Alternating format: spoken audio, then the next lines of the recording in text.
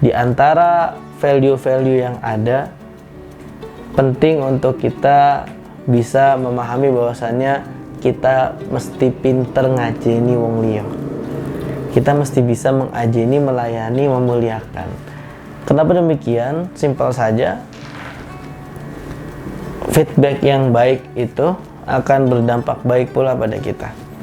Ketika feedback kita baik, kita menerima dengan baik pertolongan orang, kita juga bisa menolong orang ketika membutuhkan kita.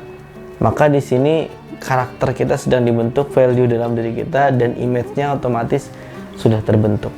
Kalau misalkan kita menjadi pribadi yang tidak baik, maunya hanya dilayani saja, tidak mau melayani gitu ya siap-siap kita akan bermental bos gitu, meskipun bukan bosnya. Nah ini kan tidak produktif ya, artinya tidak baik buat kita juga. Bahkan dalam satu kisah,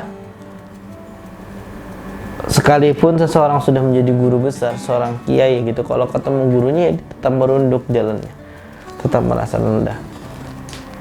Dan value ini juga bisa masuk ke dalam ranah akhlak ya, dimana kita dididik untuk terus berperilaku baik, kita dididik untuk memaksimalkan potensi yang kita punya.